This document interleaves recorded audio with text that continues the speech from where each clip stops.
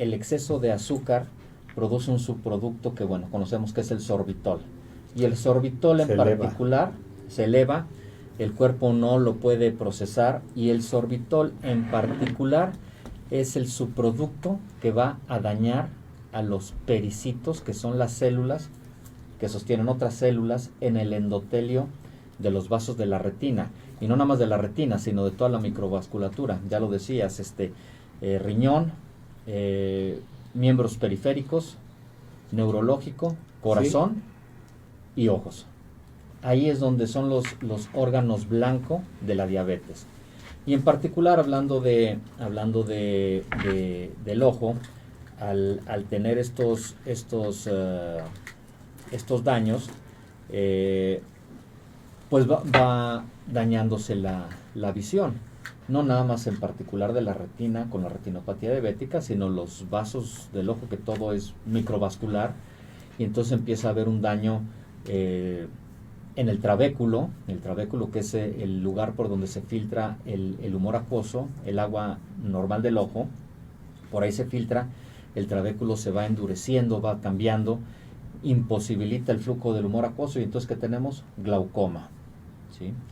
Y también de estos daños, con el aumento y las variaciones de glicemia, pues vamos a tener una formación de catarata más pronta que lo habitual. La catarata es el proceso de envejecimiento del órgano normal del ojo, que es el cristalino.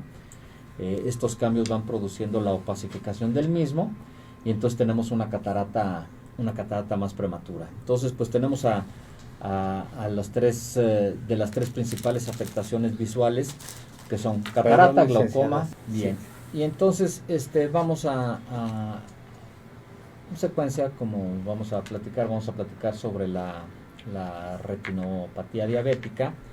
Entonces, existen de 12 a 14 millones de personas con diabetes en el mundo. La Organización Mundial de la Salud define que por retinopatía diabética hay un 4.8% de casos de ceguera en el mundo, 4.8% en el mundo con ceguera por retinopatía diabética. Obviamente estamos hablando de números estratosféricos. Es muchísimo, sí. De los cuales de la diabetes mellitus tipo 1, el 75% desarrollarán retinopatía diabética. Sabemos que es una diabetes de más difícil control. Bueno, pues tú, experto en esto, de más difícil control y de aparición más temprana en el ser humano, habitualmente, la diabetes mellitus tipo 1. Y de pacientes que tendrán retinopatía diabética, que son tipo 2, con diabetes tipo 2, un 50%. Pero al ser la diabetes mellitus tipo 2 la más frecuente, pues un 50% es también un número muy grande de pacientes con retinopatía diabética. Ya hablamos un poquito de la fisiopatología, de cómo el aumento de la glicemia y del sorbitol va a dañar los pericitos, y consecuentemente va a haber un daño microvascular que va a producir los pasos de la retinopatía diabética. La retinopatía diabética se divide grandemente en dos tipos: la no proliferativa y la proliferativa. ¿Proliferativa de qué? De nuevos vasos. De ahí viene, por ahí es el término. ¿Proliferación de qué? De nuevos vasos. Entonces, un paciente diabético puede no tener retinopatía diabética. O sea, no todos los diabéticos tienen retinopatía diabética, es cierto. Pero ya dijimos que más del 50% la va a tener. Entonces, una vez que tienen entonces, es importante que un paciente que se diagnostica diabético, y sabemos que en el momento del diagnóstico no es el momento de inicio. Y muchas veces el diagnóstico, muchas veces es por afectaciones visuales. El paciente ve borroso, el paciente acude con el optometrista, y el optometrista ya no puede hacer una graduación de lentes y dice: no puedo mejorarte la visión. Ahorita que estás tocando este tema, los debutantes en la diabetes que nos llegan por primera vez y que no se sabían diabéticos, pero que traen todas las manifestaciones y que nos llegan con unas glicemias de 400, 500, y que los empiezas a controlar, empiezan con problemas de visión borrosa. Y yo les menciono que es por la elevación del sorbitol, justamente. Y luego me mencionan que quieren ir al oftalmólogo, quieren ir con el optometrista, y yo les digo, no es el momento, porque no falta quien, hay muchas ópticas o hay muchas, y les van a lograr una graduación transitoria y después no les va a funcionar. De acuerdo.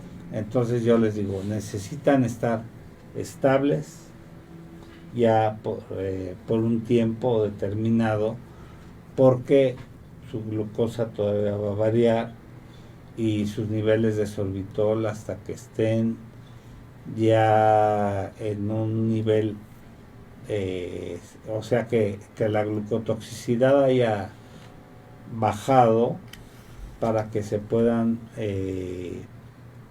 ir a revisar la vista, para que puedan tener una buena valoración oftalmológica, ¿no?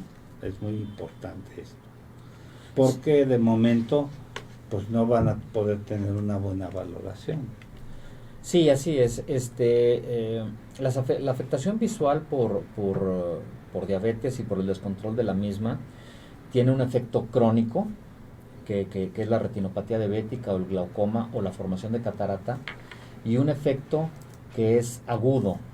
Un paciente que se sabe diabético y que tiene un control de regular a bueno de la diabetes, el paciente dice en una mañana, cuando tiene visión borrosa, amanecí con el azúcar elevada. ¿Por qué? Porque al haber mayor osmolaridad en la sangre, con la diabetes, cuando se eleva agudamente, no de inicio, sino ya crónicamente, que el paciente se conoce, el cristalino absorbe más agua, se vuelve más turgente, y eso cambia el índice de refracción, y eso de manera aguda afecta la calidad de la visión. Esta es de una manera aguda, y que el paciente se dé cuenta de esto es lo menos habitual. Para esto tiene que tener un sistema visual por lo demás sano.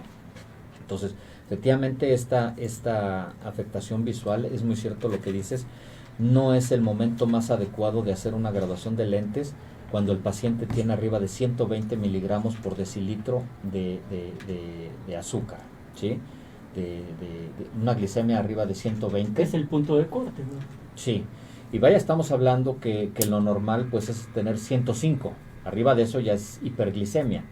Pero el momento donde ya no es adecuada hacer una graduación, una refracción, es arriba de 120. Después de eso, efectivamente, el día de hoy te funciona, mañana no te funciona, y Imagínate cuando te llegan que traen 300, 400, pues imposible, ¿no? Y que ya llegan, que debutaron en la diabetes sin saberlo, y que ya les surge que les bajes la glucosa y que quieren que se las bajes de un día para otro, que tampoco debe de hacerse de esa manera, se las tienes que ir bajando gradualmente, porque también anteriormente en el hospital los metíamos soluciones, los bolos de insulina, y después edema cerebral o edema pulmonar, y teníamos grandes conflictos, ¿no? Claro. O sea, esas acciones heroicas también tenían sus repercusiones metabólicas muy importantes. Claro, sí. Bueno, esa parte, tú eres experto en eso, de cómo el control, pero oftalmológicamente hablando, en el momento, ya no nada más que debuta un paciente, porque efectivamente el debut puede ser arriba de 350 miligramos por decilitro, sino un paciente ya diabético conocido, que anda en los 180, 200, que sabemos que a veces es lo habitual, por lo menos de 150 para arriba, tampoco es el mejor momento de hacer, no una valoración oftalmológica. La valoración sí se puede hacer, ver si hay daño en la retina, ver la presión intraocular, ver el grado de opacificación del cristalino, pero no es el momento de hacer la graduación de lentes, lo que llamamos la refracción. Todo lo demás sí se puede hacer, pero el mejor momento para hacer una graduación es de preferencia hasta 120 miligramos por decilitro. Ese es el momento.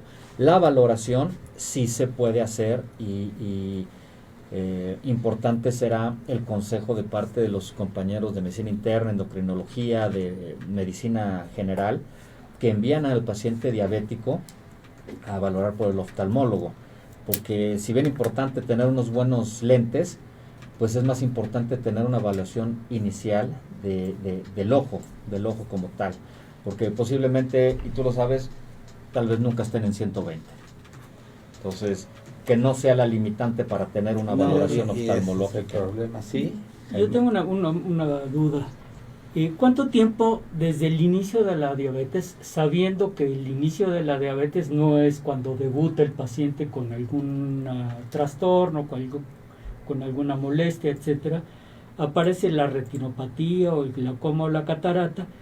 Y esto va en relación a que pues la idea del programa y la idea en general es hacer medicina preventiva, con su glicemia anual o no sé cada cuánto digas tú, hemoglobina glucosilada,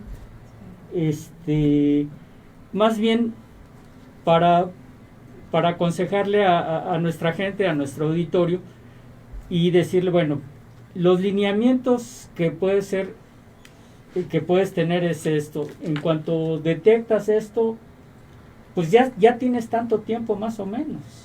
Sí, es que digo, salvo la opinión del doctor Ochoa, yo creo que desde que tú recibes un paciente diabético debes de verle el fondo de ojo desde la primera vez, y cada consulta debes de ver el fondo de ojo.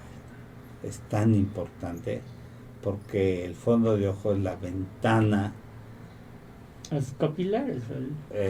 es la ventana, porque a veces te encuentras, apenas me mandaron un paciente de Cuernavaca que ya traía un daño tremendo, ya casi con una pérdida completa de un ojo, y en el otro que ya le habían hecho un tratamiento de fluorografía láser, ya nada más para tener visión de contacto, o sea, ya nada más para pues poder caminar, porque ya traía un ojo tan dañado, y yo lo había visto hace un año, y yo ya le había dicho que, es más, yo ya lo había mandado al hospital del Conde de Valenciana o al Hospital de la Luz, y él me menciona, yo ya le había mandado tratamiento para la hipertensión intraocular, para el glaucoma. Él menciona que el oftalmólogo le quitó dichas gotas, cosa que no creo, porque ya traía hipertensión ocular, y que pues dejó avanzar tanto el problema que pues ya traía un daño ocular irreversible. El problema es de que los daños intraoculares son irreversibles la mayoría de los casos, ¿no? Efectivamente, en muchos de los casos, sí, cuando se produce un daño ocular. La presentación ya está con nosotros. Sí. Tengo manera de cambiarla desde acá. Sí, acá, usted me dice y acá la cambiamos. Sí, vamos un poquito más adelante de esto. Ya platicamos, es lo que vamos a platicar, un poquito de la incidencia de la diabetes. Seguimos, por favor. A ver, dice Carlos Martínez, la retina no se daña por la diabetes, al ser avascular se daña la coroides, que es vascular, y como consecuencia se afecta a la retina. No, con todo respeto de quien lo comente, claro que la retina tiene vasos intrarretinianos.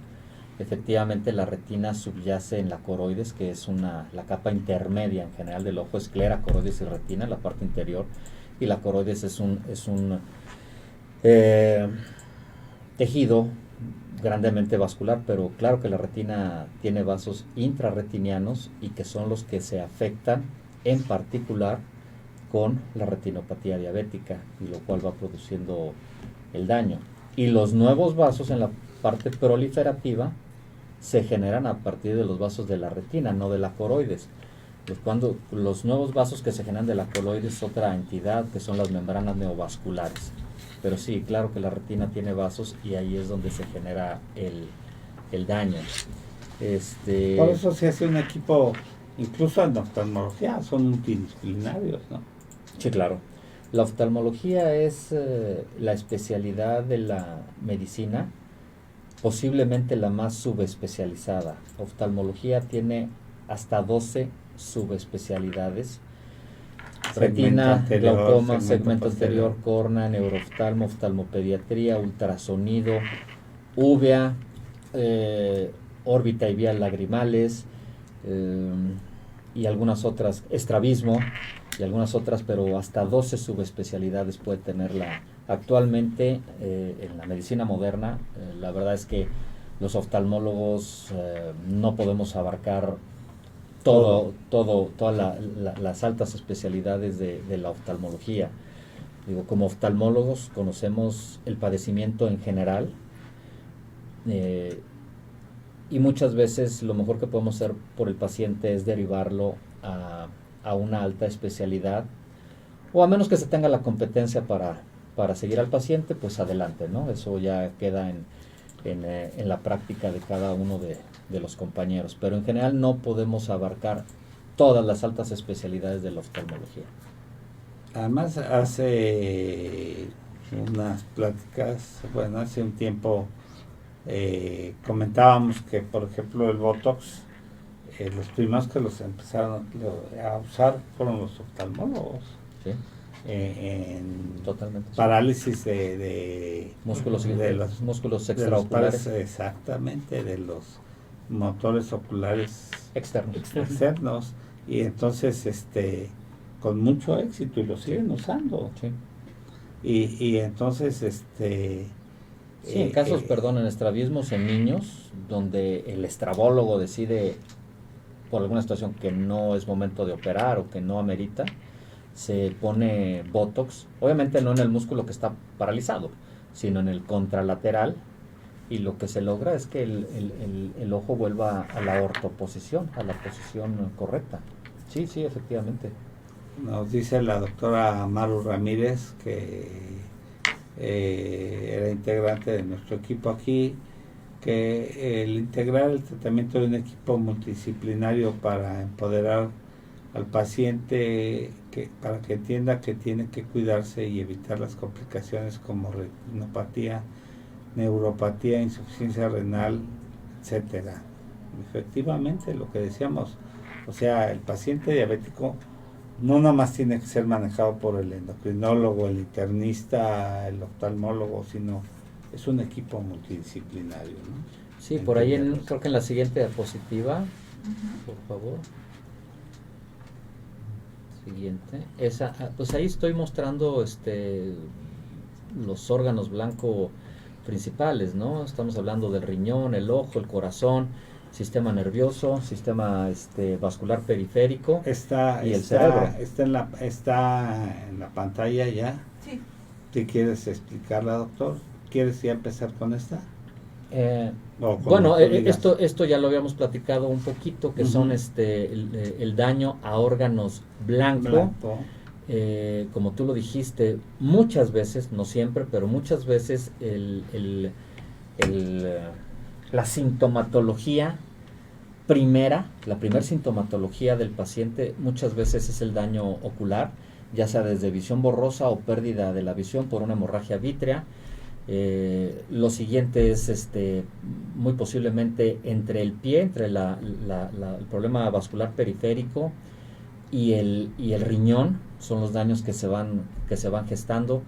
El pie diabético, todos conocemos ese pie que empieza a cambiar de coloración y que cuando no hay un buen tratamiento y seguimiento, pues hay que empezar a cortar deditos y el pie y a veces hasta la rodilla, ¿no? El daño renal, pues tú nos puedes platicar un poco mejor. El daño renal, la insuficiencia renal antes de terapia sustitutiva en etapa 1, 2, 3 y hacer diálisis peritoneal o hemodiálisis o un trasplante de riñón, que en general, bueno, un paciente diabético no es el candidato principal para ello. Los daños cardiovasculares, obviamente importante, y el daño al Y se al supone cerebro, ¿no? que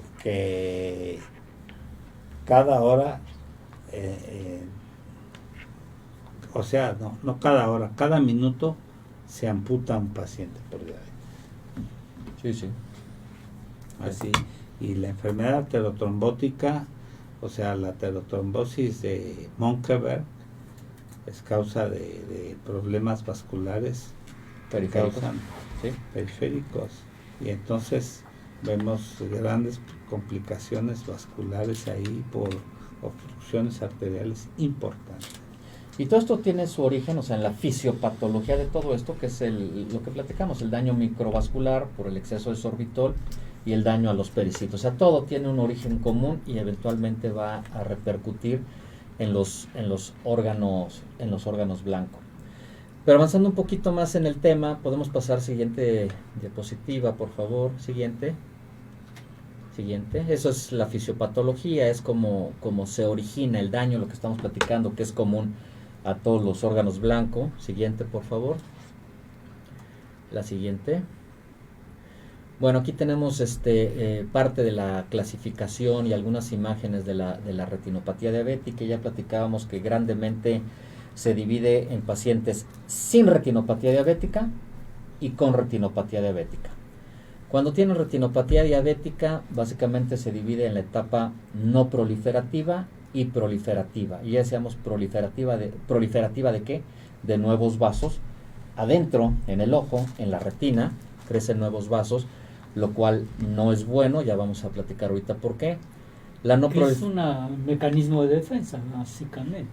Claro, exactamente, es un mecanismo de defensa, pero que no produce algo bueno. Exacto. Justamente al haber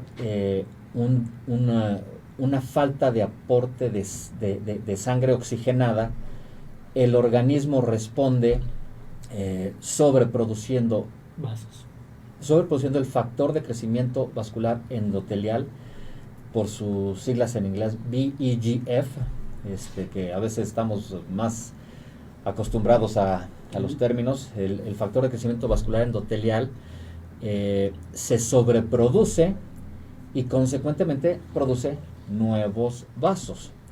Y todos dicen, pues qué padre que crecieron nuevos vasos, pero no, estos nuevos vasos no tienen todas sus capas completas, o sea, no son vasos tienen normales. las cualidades de un vaso normal. Así es. Porque si fueran, que tuvieran las cualidades, pues, sería buenísimo, ¿no?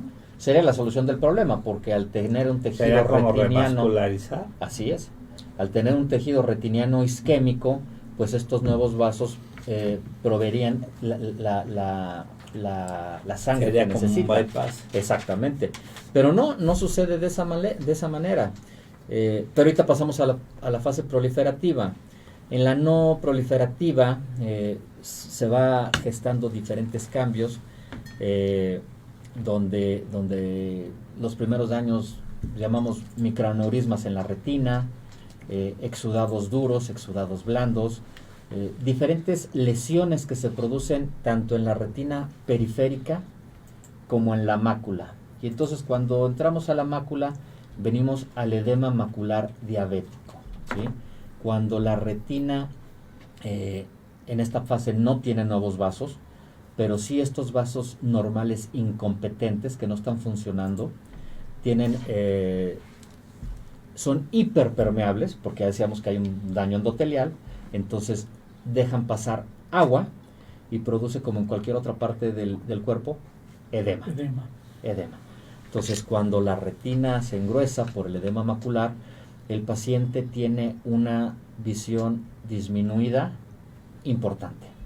Entonces, una parte es la clasificación de la retinopatía diabética. Obviamente un paciente pues tiene que ser diabético para que tenga ambas entidades, el edema macular diabético. Podremos agrandar un poquito. Entonces, pues son las diversas fases de la retinopatía diabética no proliferativa que el oftalmólogo o el retinólogo diagnosticamos con las diferentes lesiones. Dividimos al ojo en cuadrantes, nasales superior inferior, temporales superior inferior. Entonces, de acuerdo a la cantidad de lesiones que se presentan, la cantidad y el tipo de lesiones, clasificamos el estadio de la retinopatía diabética, y eso nos va dando la guía de cada cuánto tenemos que ver al paciente y en qué momento iniciar el tratamiento. ¿De acuerdo? Esto hablando de la retinopatía diabética. Vamos a dejar tantito el edema macular. Entonces, ya cuando tenemos una retinopatía diabética severa, antes de que sea proliferativa, es momento de iniciar tratamiento, porque cualquiera diría, bueno, vamos a prevenir cuando tengo una retinopatía diabética leve, vamos a poner fotocoagulación. No es el momento. La fotocoagulación lo que hace, y esto es importante entender cuál es el principio de láser en el ojo. El láser para la retinopatía diabética no consiste en cauterizar vasos. No es ese el principio. Lo que hace el láser es quemar la retina periférica, la muy periférica. Ahí se debe empezar el tratamiento con láser. Y al momento de producir una quemadura, es un tejido retiniano muerto que ya no va a demandar oxígeno, ¿sí? O sea, un tejido que ya estaba isquémico, que terminamos de hacer una fotodestrucción con el láser, y entonces un tejido que ya no va a demandar sangre, ya no va a demandar oxígeno, y que ya no va a producir factor de crecimiento vascular endotelial. Entonces, ese es el principio del láser. Pero efectivamente hay pacientes que cuando no tienen muy mala visión y el médico les aplica láser, fotocoagulación periférica, y no le explica a uno al paciente, el paciente se queja de que pierde un poco la visión periférica. Entonces, no es que tenga que darse de manera preventiva, ciertamente produce un daño visual, pero lo que trata de preservar este láser es la visión central, la visión de la mácula. Entonces, tiene un efecto paradójico que hay que platicar con el paciente. O sea, te destruye una parte de la retina para que otra parte se salve. Pero bueno, por eso es que tiene su momento de aplicarse el láser, que ciertamente no es que sea muy nuevo, ya tiene más de 10 años, 15 años el uso de antiangiogénicos en México. Y ya platicábamos que la parte mala de la retinopatía diabética es la formación de nuevos vasos, la fase proliferativa. Entonces, el uso de antiangiogénicos contra los nuevos vasos es un tratamiento extremadamente eficaz, con el cual podemos evitar al paciente aplicar láser. Ya dijimos que el láser va a producir una destrucción. Aplicando estos medicamentos que son de uso de alta especialidad en una cantidad muy pequeña, estamos hablando de 0.05 centímetros cúbicos, o sea, 5 unidades de insulina, en la jeringa de insulina. Eso inyectamos en el ojo, y esto nos ayuda enormemente, grandemente. O sea, el uso de los antiangiogénicos en el ojo y básicamente intraoculares cambió totalmente la perspectiva, el panorama de los padecimientos en la retina. No nada más de la retinopatía diabética, sino de la degeneración macular, el edema macular diabético, la retinopatía del prematuro, que es una de las áreas que manejo.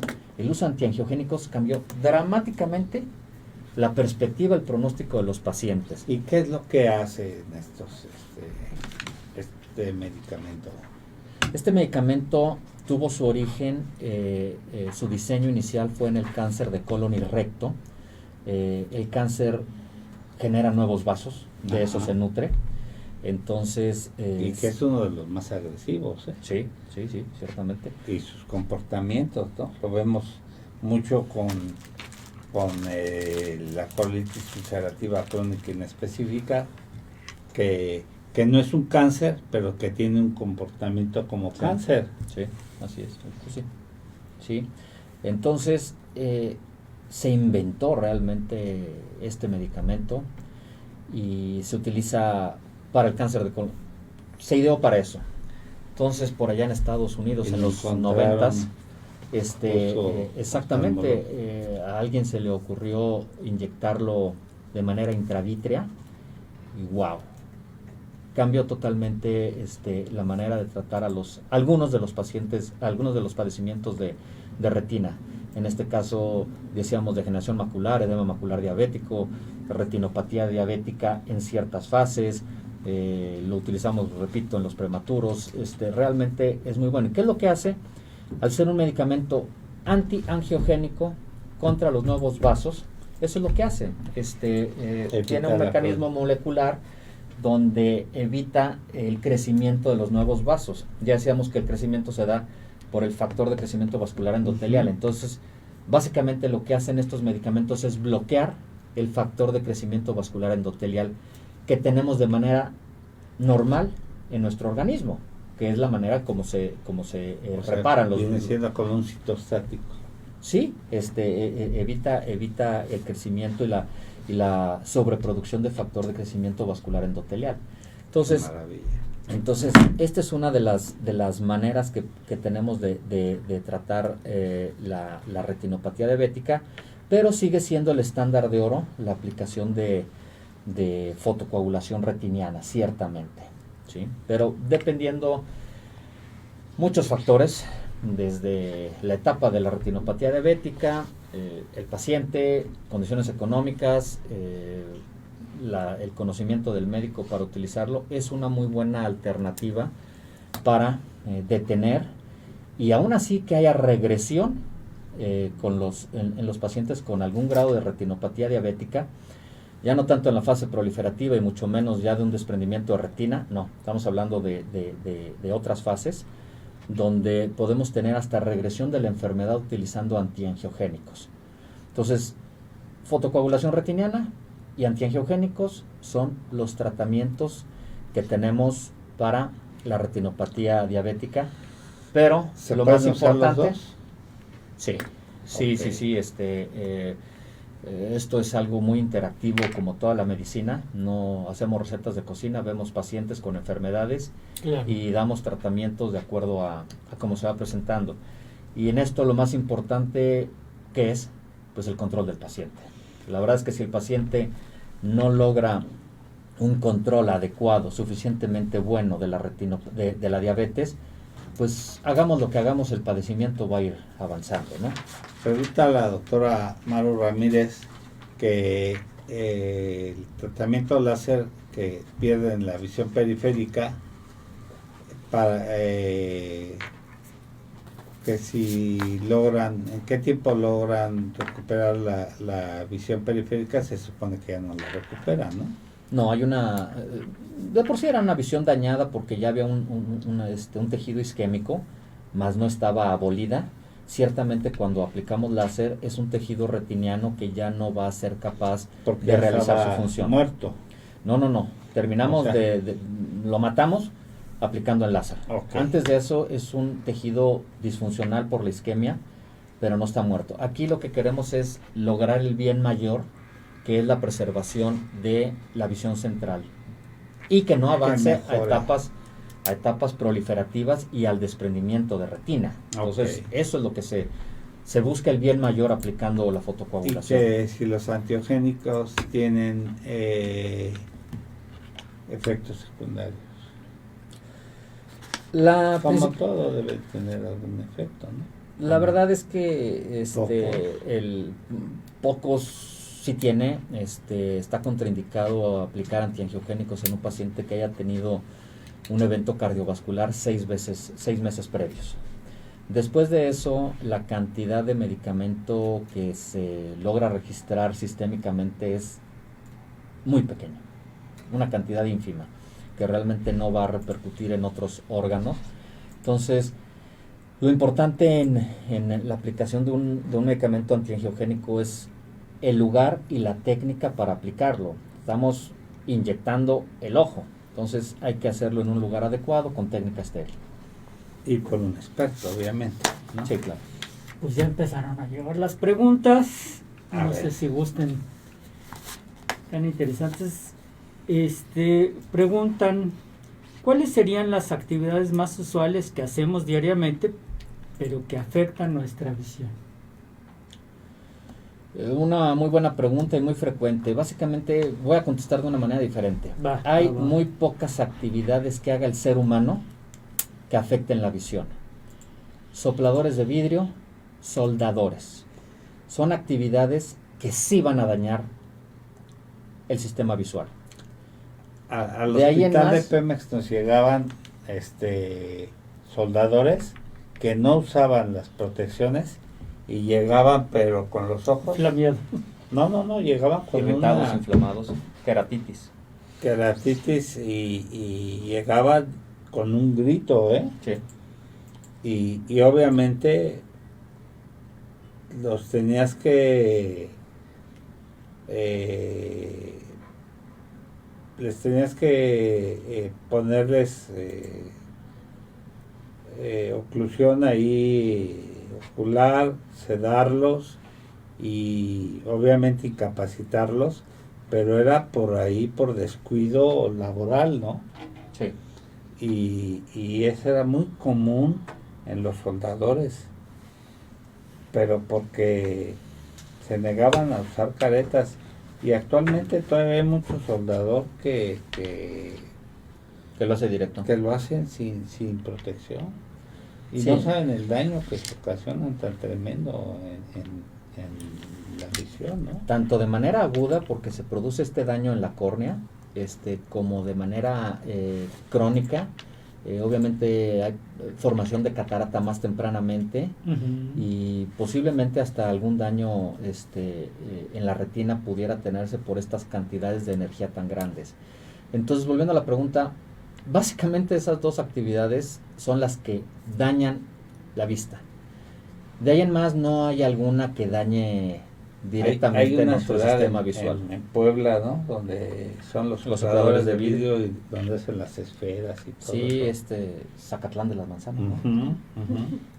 Fíjate que, bueno, hay más preguntas, pero quisiera concatenar esta pregunta con la siguiente. Dice, ¿el uso de los dispositivos o no usar lentes especiales para la computadora afectan la visión?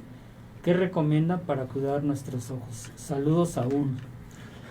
Se supone que ya traen las computadoras, ahora traen unos filtros, ¿no?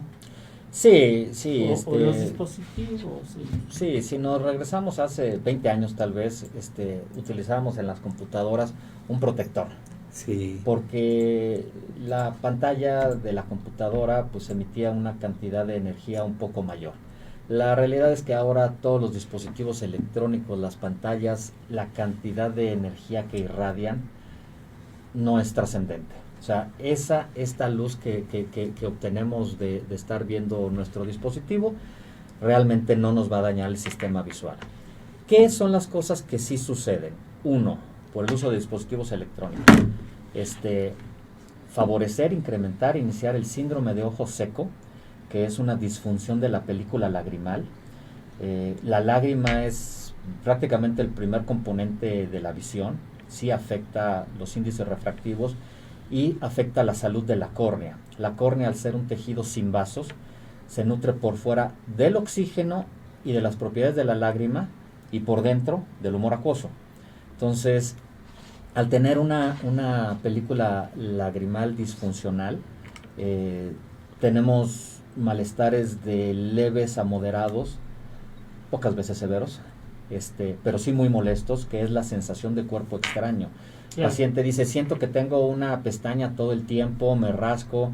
Entonces, el origen es muy sencillo.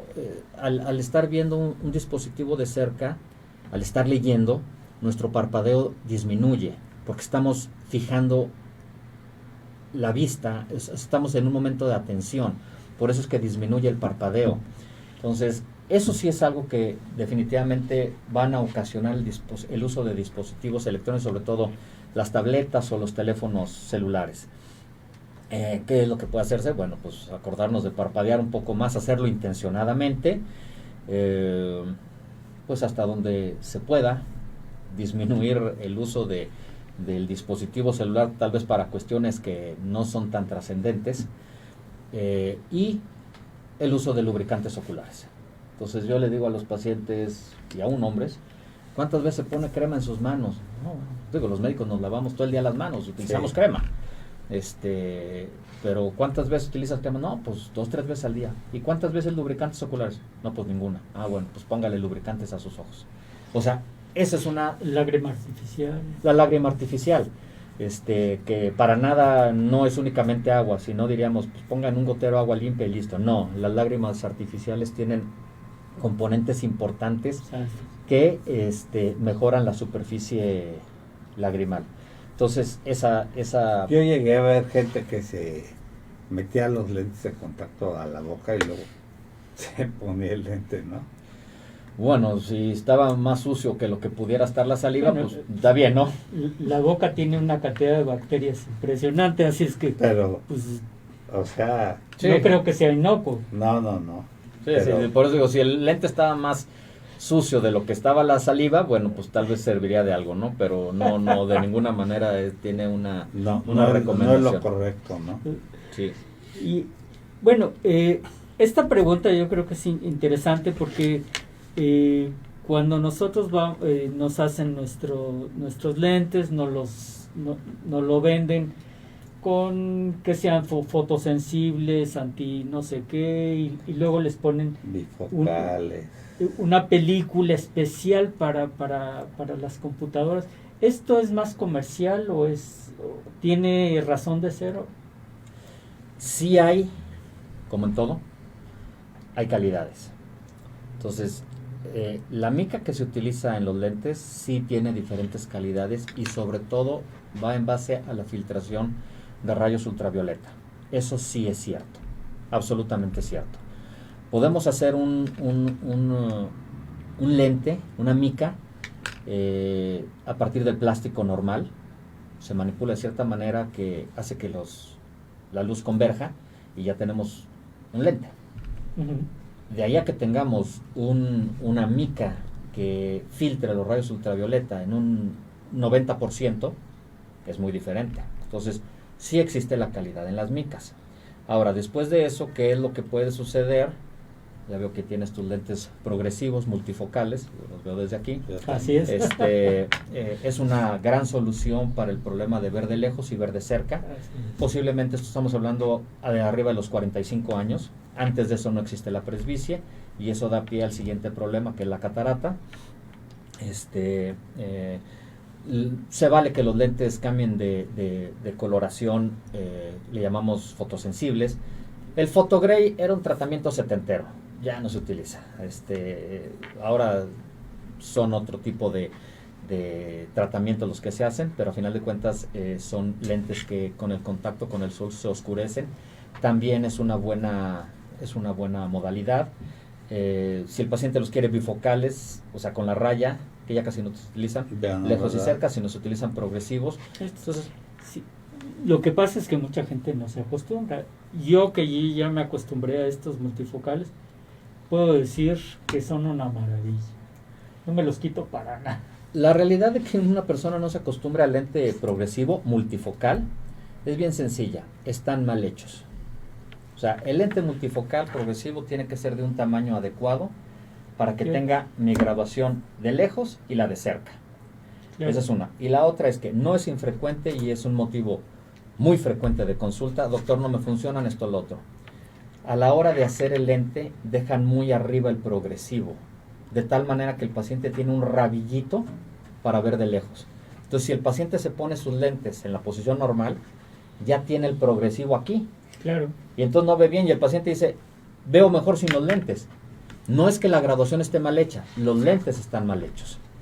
Y entonces aquí hablamos Bueno, no sé si les parece para terminar aquí Adelante, con la adelante. retinopatía Nada más, diabética.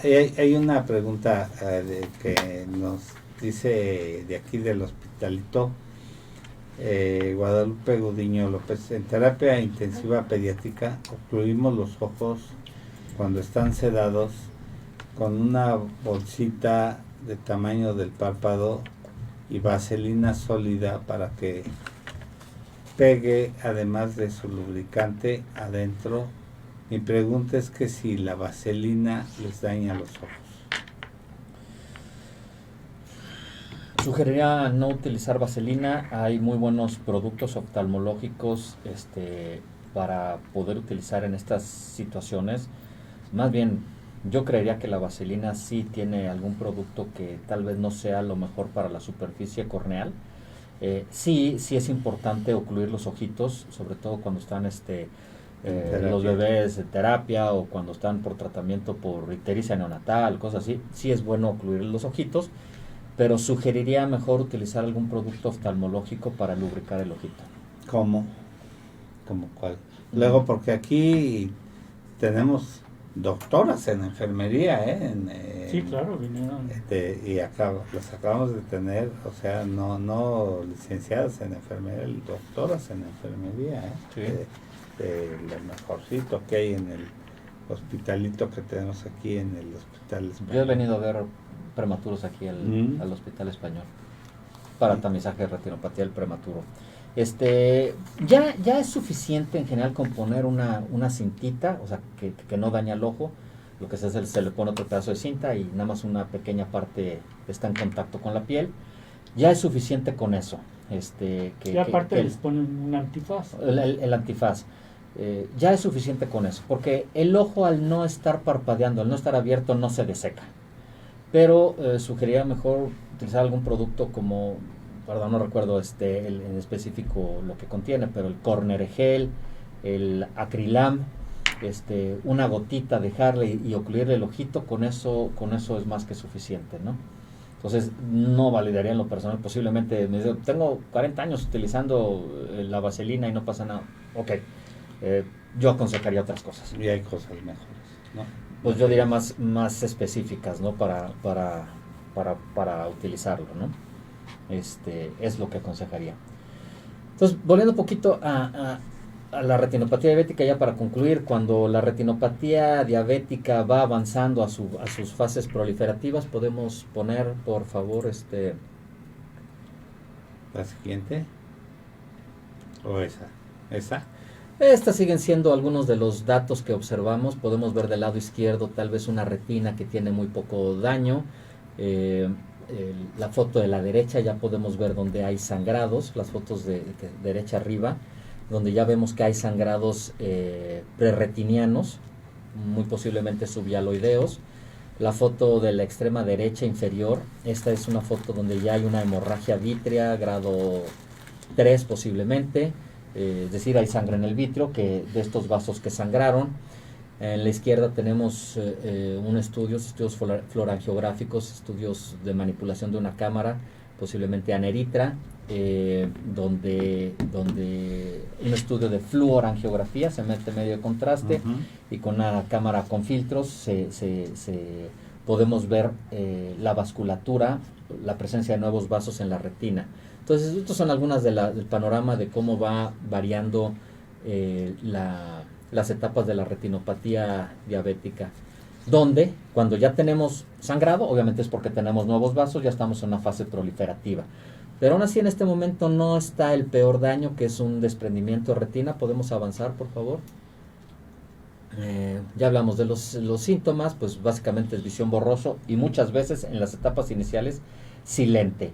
Muchas veces no hay sintomatología, el paciente no se da cuenta de que tiene disminución visual hasta que el problema está más avanzado. ¿Qué es lo primero que hacemos? A la derecha tenemos la famosa cartilla de Snellen, donde son los optotipos, y arriba tenemos el 20-200 y arriba de la línea roja el 20-20. 20-20 es el 100% de visión. 20-20 significa que a 20 pies veo lo que debo ver a 20 pies. Digo, de una manera sencilla, o sea, veo al 100%. Si tenemos la letra grande, veo 20-200, significa que a 20 pies veo lo que debiera ver a 200, entonces mi visión está disminuida, ¿de acuerdo? Entonces es la manera, y esto es algo que realmente desde el personal de enfermería, obviamente los optometristas y médicos no oftalmólogos pueden tener en su consultorio y darse una idea de la calidad visual. Exactamente, digo, una cartilla de Snellen, digo, realmente vale 50 pesos, te dan en el consultorio, tápese un ojo, tápese el otro, y con eso los compañeros de otras especialidades, internistas, endocrinólogos que ven pacientes con compromiso sistémico, pueden hacer un diagnóstico. Ah, caray, tu visión está deteriorada, pasa con el especialista. Siguiente, por favor. Ya hablábamos del tratamiento. En la izquierda tenemos la imagen que representa la aplicación de fotocoagulación. A la derecha lo que es la aplicación con antiangiogénicos. Izquierda abajo, pues el siguiente paso pues representa una cirugía intravítrea, una cirugía de retina, ¿no? Donde por un lado utilizamos una endoluz, por otra parte entra solución salina balanceada, agua o gas o cualquier otro producto, y un vitrector, que bueno, eso es lo que queremos evitar, obviamente una cirugía intraocular. ¿Por qué? Porque ya estará comprometida entonces la retina. Vamos a pasar a la siguiente, por favor. Entonces, bueno, pues esto es un poquito de lo mismo. En la imagen de la derecha en medio tenemos una imagen de una tomografía de coherencia óptica, por sus siglas en inglés OCT, donde vemos claramente un engrosamiento de la retina. Vemos la imagen típica de un edema macular diabético. El diagnóstico lo podemos hacer desde una manera, desde una revisión clínica y decir, este paciente tiene un edema macular, pero actualmente lo que nos gusta y como tiene que hacerse es hacer este estudio, esta tomografía, y comprobar de manera objetiva, cuantificable, el edema macular, porque con base en esto podemos dar seguimiento a los tratamientos. ¿Podemos avanzar, por favor? Bueno, y entonces, como decía hace rato, hablando de la presbicie se genera, la necesidad de lentes de cerca se genera por el envejecimiento de un órgano que es el cristalino, ¿sí? El cristalino es un lente de multifocal, de tal manera que nos permite ver de cerca, ver de lejos, ver de cerca, ver de lejos. Eso le llamamos acomodación. Cuando el cristalino empieza a endurecerse, dígase, se forma catarata, ya no tiene esa capacidad de aplanamiento y abombamiento. Entonces ya no tenemos acomodación y por tanto viene la presbicie. Entonces, lente intraocular. No, ahí todavía no. Ahí digo, porque estamos hablando a veces desde los 40 años, un paciente ya puede tener problemas para ver de cerca. Sobre todo los pacientes, el ser humano que ve bien de lejos, que es emétrope, que tiene buena visión de lejos, cercano a los 40 ya empieza a necesitar lentes para ver de cerca, le llega la presbicie. En cambio, los que somos un poquito miopes tenemos una reserva dióptrica, de tal manera que nos viene llegando a los 45, 47 años la presbicie, pero simplemente es una reserva dióptrica. Y los que somos hipermétropes, Les llega más pronto. O a los 40 ya ¿cómo tienen. yo comprenderé? Y los que ¿Sí? tienen más. ¿Mandé? Los que tienen hipermetropía, estigmatismo, O sea, todo junto. Pero básicamente para el componente y el diagnóstico ni de cómo catarata ayudarla. y la necesidad de lentes de cerca, o sea, un hipermétrope muy cercano a los 40 va a tener esta necesidad para ver de cerca, porque necesita lentes positivos para ver de lejos y lentes positivos más positivos para ver de cerca. Entonces, es una cuestión de la física óptica, de qué sucede con la refracción de la luz y el componente dióptrico que da pues, tanto la córnea como el cristalino, para que la luz ya no se enfoque en la retina. Entonces, bueno, pues simplemente en esa fase lo que se necesita es el uso de anteojos. En la modalidad que se quiera, monofocales, bifocales, progresivos, lente de contacto, visión monocular, con uno veo de lejos, con otro veo de cerca, es muy variable y eso depende del asesoramiento del oftalmólogo con el paciente, ¿no? Todos son válidos. Pero a final de cuentas estamos hablando ya del envejecimiento de un órgano, que es el cristalino, y la consecuente formación de catarata. Por favor, no se alarmen cuando el oftalmólogo le diga, ¿usted tiene catarata? Sí, tener catarata es como tener arrugas. Más, menos, vamos teniendo arrugas. Todos tendremos catarata. El momento de operar la catarata, depende mucho del criterio del oftalmólogo y la plática con el paciente. En mi criterio y el que aplicamos en sala 1 en general es los 60 años. A los 60 años ya hay algunos... Ya pasamos al sexto piso. A los 60 años ya hay síntomas que cuando uno los pregunta intencionadamente al paciente, el paciente responde, sí, ya me sucede. Uno de esos primeros es cuando el paciente maneja, es cuando viene el auto de frente, de noche, la luz molesta, la luz del auto de frente. Se siente así como un destello, se ve como un destello. Esto está dado porque la pupila, al abrirse de noche, pasa luz por mayor cantidad del cristalino y se difracta. Ya no sigue de una manera paralela los rayos de luz, sino que se difractan. Entonces molesta la luz que viene de frente. Es uno de los primeros síntomas y el paciente dice, doctor, me sucede eso desde hace 15, 20 años. Ya no manejo de noche. Cuando la visión en ese momento puede no ser perceptiblemente borrosa. ¿Por qué? Porque el paciente se acostumbra a ver de determinada manera. Al ser esto un cambio insidioso, o sea, de día con día, semana con semana, mes con mes, el paciente no se da cuenta de que hay una... Claro, o sea, dice, no, yo veo bien, pues veo como veía ayer o la semana pasada. Pero si tuviéramos una foto de nuestra visión de hace 10, 15 años, diríamos, ah, caray, ya el panorama cambió. Entonces, no es infrecuente que cuando vemos a un paciente, bueno, pues puede andar en el 20-30, no es mala visión, pero no mejora, o sea, los lentes no le van a mejorar. Entonces, cuando ya no llegamos al 20-20 o cuando hay síntomas de catarata, la sugerencia es operar. En Estados Unidos, en Europa, la gente se opera en 40 saltos, en 50. ¿Sí? ¿Por qué? Porque ya hay algunos síntomas de catarata, porque el paciente es hipermétrope y entonces tiene que utilizar unos lentes para ver, decíamos lente sobre lente positivo y necesita unos lentes grandes para ver de cerca, ¿sí? Al ser hipermétrope. Entonces son principalmente los síntomas. Cuando la catarata avanza, el paciente dice, doctor, ya no manejo o me caigo frecuentemente. La catarata senil tiene una formación en la periferia de la catarata. Entonces la visión central puede estar más o menos bien conservada, suficientemente bien, pero la visión periférica ya es muy borrosa. Entonces el paciente se cae o se tropieza con los muebles, se anda pegando, lo peor tantito es que se cae y viene entonces fracturas de cadera y toda una serie de eventos desafortunados. Entonces, operar catarata oportunamente es hasta medicina preventiva. Claro. ¿Sí? Y es mejor operar una catarata a los 60 que a los 70.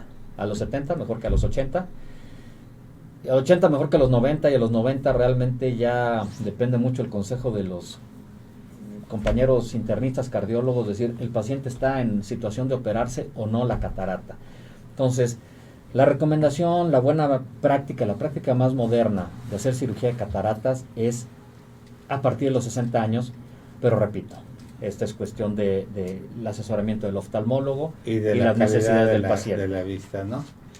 Sí. Dice, tenemos aquí un compañero que es comentarista de radio y televisión, Enrique Sánchez Vera, que es comentarista deportivo, que qué bueno que él tiene vista de lince, pues ya no viene porque le tiene miedo, aunque ya nos vacunamos todos. Enrique Sánchez Vera, aquí dicen los oftalmólogos que sí necesitas lentes. Porque bueno, en particular no sé él. Después de una revisión podríamos platicarlo, él ¿no? transmite en imagen, aunque no te conocen, dicen que perro infeliz, ¿verdad? Él transmite, pero era su frase favorita ahí en imagen, que te van a hacer descuento ahí en las clínicas de Sala 1 para que te hagan tus lentes. Estaba escuchando hace poco en la televisión, hay lentes intraoculares multienfoque. Sí, sí. Ya es una novedad así que bueno, a mí se me hizo así como, Fabuloso.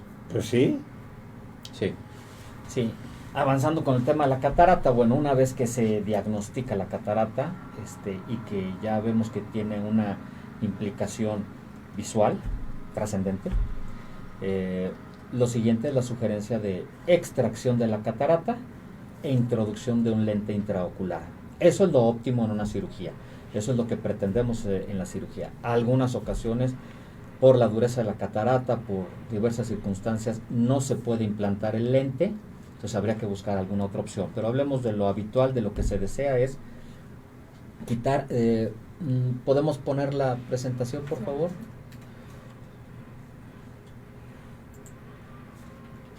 En esta que tenemos arriba a la derecha, cuando dilatamos al paciente, esta es una pupila que está dilatada, que está abierta, en estado de cicloplegia. Entonces, por eso se llama catarata, porque desde la antigua Grecia y de los antiguos, pues lo que veían lo asociaban con la naturaleza. Entonces, pues así es como se ve una catarata, se ve blanca. Obviamente esta es una catarata muy avanzada, que necesariamente implica una visión muy disminuida. Podemos ver en la imagen derecha abajo como sin dilatar se ve blanco. y que les dura unas horas a los pacientes, salen todos lampareados, ¿verdad? Con la Cuando dilatación, sí. cuando se utiliza atropicamida con feninefrina como ciclopléjico, de 5 a 8 horas. Cuando se utiliza atropina, que no es frecuente, más que en pediátricos para hacer buenas graduaciones, hasta 1 semana, 2. Ave María. Tenemos diferentes, el ciclopentolato, atropina, diferentes cicloplégicos. Lo más frecuente es tropicamida con ¿Gustan fenilefrina. más café? Estoy bien, gracias. Está muy bien, gracias. Todo bien. Gracias. Jaime. Perfecto. Entonces, bueno, aquí tenemos cómo se ve una catarata, Sí. pero en estados muy avanzados. No pretendamos que nos suceda eso y que tengamos un punto blanco para decir que requerimos cirugía de catarata. Estas son etapas muy avanzadas que comprometen mucho la visión. La catarata hay que quitarla mucho antes. Vamos a pasar a la siguiente, por favor. Aquí algunos datos. La principal causa de ceguera reversible en el mundo. ¿Por qué? Porque le produce desde una ceguera fisiológica hasta una ceguera legal. Ya habíamos platicado la ceguera legal, pero es reversible la extracción de catarata, introducción de lente intraocular, y a veces, aún sin introducir el lente intraocular, el paciente mejora muchísimo la visión. Y hay gente que se deja, ¿verdad? Con la catarata. Años. Pues creo yo, 1 es desconocimiento, 2 desgraciadamente la incapacidad de los sistemas de salud de poder llegar a todo mundo. A pesar de las campañas que se hacen y de esfuerzos, pues no le llega a todo mundo la cirugía de catarata. Y yo veo que una de las de los objetivos de Sala 1 es llegar a más número de mexicanos para darle la oportunidad de tratamientos, ¿no? Así es, nació en el 2011 y con ese profundo propósito, ¿no? De dar a los mexicanos la posibilidad de ver bien. ¿Qué le parece si que para que nos explique esto licenciada Eva Martínez y el licenciado Juan Lizardi, hacemos una pequeña pausa de 2 minutos y regresamos? Sí, muchas gracias. Y seguimos también con el doctor Ochoa. ¿Sí? Excelente. Perfecto. ¿Quieres ser parte del mundo digital y no sabes cómo? Contáctanos. Te asesoramos. Páginas web, relaciones públicas, streaming, podcast, redes sociales, comerciales, videos y mucho más. Contacta zrproducciones.com.mx. WhatsApp y Telegram 55 12 42 35 75. Síguenos en Facebook como @ZR Producciones MX. Instagram YouTube y TikTok como @ZR Producciones. Sé parte del mundo digital.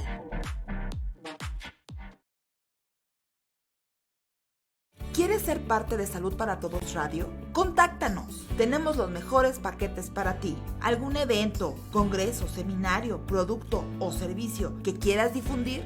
Dinos y te asesoramos. WhatsApp y Telegram al 55 12 42 35 75 o visita www.zrproducciones.com.mx. Sé parte de la mejor mesa de médicos en la web.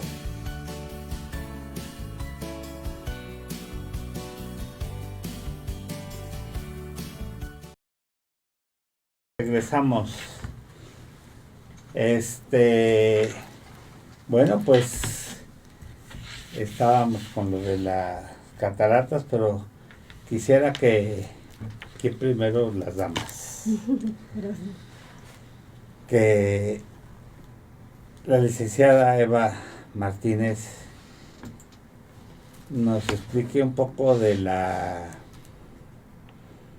cuáles son las estrategias de posicionamiento de Sala 1, cuál es su esencia en favor de la población mexicana. Tengo entendido que tienen 20 clínicas. Así es. Tenemos desde hace 10 años, con 10 años de experiencia, somos clínicas oftalmológicas privadas, la más grande en Ciudad de México y área metropolitana. Contamos con 19 clínicas, un centro quirúrgico que está en Hamburgo. Uh-huh. Principalmente lo que hacemos en las clínicas periferias es ver pacientes y desde ese punto el médico oftalmólogo, que además tenemos un servicio integral porque es desde el optometrista, el oftalmólogo, diagnostican, tenemos estudios para poder llegar a un diagnóstico y tratamiento oportuno. Nacimos con el propósito justo de dar a los mexicanos la posibilidad de ver bien, y esto, por eso la importancia de tener las clínicas, ¿no?, a nivel en Ciudad de México. Te lo cambio, perdón. Ya está. Aquí mismo, Uh-huh. un poquito de café. Aquí mismo, así, tal cual, por favor. Una de las estrategias que usa Sala 1 para poder llegar es el alcance a los mexicanos, pues uno con sus precios, que tenemos la consulta oftalmológica a un precio muy accesible y que es un servicio integral. Otro, pues abrir más clínicas a nivel privado, y como habíamos platicado en alguna vez con el doctor Ochoa, le estaba platicando, tenemos diferentes estrategias para llegar, como es un plan de campañas que a nivel social vamos a diferentes estados, como pues sí, a tamizar a las personas para poderles hacer un subsidio de sus sí, no es el... Es parte de lo que busca el programa. Exacto. Hemos creado estrategias, tenemos una alianza nosotros con Iscalti. Iscalti es una que tiene clínicas de terapia psicológica, tiene 7 clínicas, pero Iscalti hace estudios con la Universidad Nacional Autónoma, con Melbourne, con la Universidad de Nueva York, hacen programas de televisión, con Canal 22, con Vidal Smith, que es una institución en la psicología, y son grandes amigos de nosotros. Entonces, han creado una alianza educativa y estratégica con nosotros. Nosotros replicamos sus programas de ellos, y es parte de lo que estamos buscando, crear también alianzas estratégicas, Sí. para poder ofrecer mayores coberturas, mayores servicios. Veo que tienen 100,000 seguidores en las redes sociales. Entonces, poder crear mejores coberturas, mayor penetración, y poder ampliar estos servicios. De hecho, nosotros estamos en nuestros 10 años de transmisión, y recibimos este mes pasado de 2 subdirecciones de gobernación, felicitaciones, de Canal 22, de Izcalti, del Grupo Elizondo. Hemos recibido felicitaciones también de la Sociedad Iberoamericana de Ingeniería, No, sí, la verdad es de que que el programa ha crecido mucho, y también estuvo el jefe de la División de Enseñanza e Investigación de aquí del hospital, porque el programa está cumpliendo sus objetivos, y uno de los objetivos es mejorar parte de las instalaciones y ponerse a la disposición del mismo hospital y crear alianzas estratégicas para poder brindar oportunidad a más gente, con gente de calidad y calidez. Exactamente. Por ejemplo, trayendo gentes como ustedes, como el doctor Ochoa, que es una gente con experiencia, respetable, que además profesor en el Hospital Central Militar, que ven gran cantidad de pacientes, y que obviamente pues con la cantidad de pacientes pues tienen una experiencia impresionante. Exacto. ¿No? Sí, una de las estrategias es llegar de esa forma y a través de la información, ¿no? Entonces, justo lo que buscamos es dar información en diferentes medios, al alcance de los diferentes tipos de edades, y por supuesto en Sala 1 contamos con más de 70 médicos certificados, ¿no? Médicos con amplia experiencia, y esto hace que podamos tener una mejor cobertura y alcance de los mexicanos. Hoy también tenemos un sistema que aquí está mi compañero del área comercial, que le llamamos guardianes de la vista, porque lo que hacemos es apoyar a los médicos para poder tener un mejor diagnóstico y que puedan ir a tiempo, ¿no? Para recuperar su vista, ¿no? Se dice que es la segunda, la incapacidad más fuerte es la segunda, Sí. la ceguera. Entonces, pues Juan les puede platicar un poco de Nuestro guardianes encargado de vista. contenidos, que es el doctor Rojas Poseros, que ha de estar en alguna cirugía ahorita, que fue jefe de enseñanza del Hospital Inglés por 12 años, seguramente ha de estar en alguna cirugía. Juan, ¿qué es lo que hace Guardianes de la Vista con la red de médicos y oftalmólogos y optometristas? Sí, doctor Roberto. ¿Cuál es la función? Ok, dentro de los objetivos de Sala 1 de dar a los mexicanos la posibilidad de ver bien, nosotros nos acercamos desde el 2018 a una red de médicos. Lo que buscamos es los médicos de primer contacto, los que médicos internistas, médicos generales, que llegan a detectar un paciente que está debutando como diabético o que ya lleva un expediente con él, pues darles toda la posibilidad de que puedan referenciar a sus pacientes a Sala 1, donde se les va a dar todo el diagnóstico y el tratamiento completo. Este programa también da pláticas a los médicos, y también tenemos una forma muy sencilla por medio de una aplicación o por medio de una página web, de que ellos puedan directamente sacar la cita de su paciente.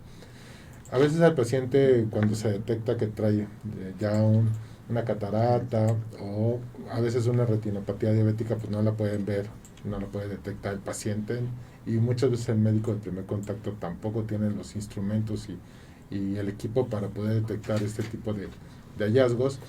Nosotros le damos herramientas al médico, campañas en sus consultorios o a los optometristas para que ellos puedan hacer un tamizaje de sus pacientes, y bueno, esos pacientes que llegan a salir con algún diagnóstico se canalizan a Sala 1 para darles esta posibilidad de darles un tratamiento.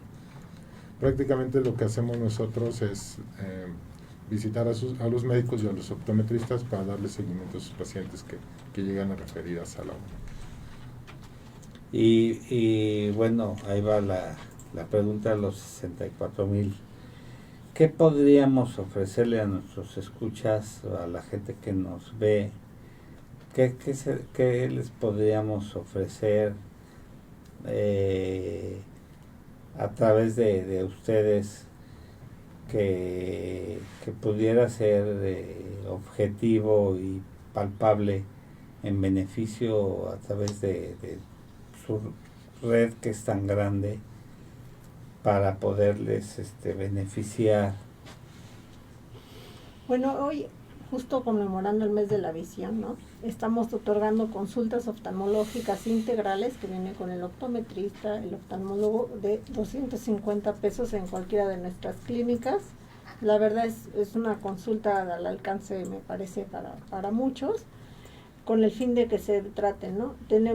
Contamos con planes de financiamiento, planes de pago, que eso también hace accesible que cumplan su tratamiento, porque muchas veces no lo logran por el tema económico. Claro. Entonces eso Y si nos es ponemos a importante. pensar que esos 200 pesos que uno gasta, entre comillas, nos puede beneficiar en un tratamiento que si lo hacemos a tiempo nos va a ahorrar dinero. Claro. O sea, esa es una inversión que estamos haciendo precisamente. No hay mejor dinero invertido que nuestra salud. Claro. Ese es un hecho. Y con estas facilidades que ustedes están dando, pues mucho más. ¿De ahí también tienen la elaboración de los lentes? Sí, tenemos todo el servicio de óptica, estudios, farmacia y obviamente la oftalmología, todo el servicio integral acerca de la visión, ¿no? Y buscamos justo que sea preventivo también, porque muchas veces ya llegan muy mal los pacientes, pero lo que busca Sala 1 es, a través de la información, tener un tratamiento oportuno, ¿no? Y debo imaginarme que tienen equipos de última generación para la cuestión quirúrgica, ¿no? Así es, tenemos equipos avanzados, ¿no? No sé si son la última Siempre generación, la son de última equipos generación avanzados. pues está del otro lado del río, pero Sí. equipos, esa es la realidad, la última hasta allá, pero tenemos equipos de tecnología totalmente moderna. Hablando de la catarata, pues una de las técnicas más populares en el mundo es la facoemulsificación, ¿sí? Lo más moderno es el uso del láser en cierta parte de la cirugía de catarata. Sí existe ya el láser para hacer cirugía de catarata, una parte de ella.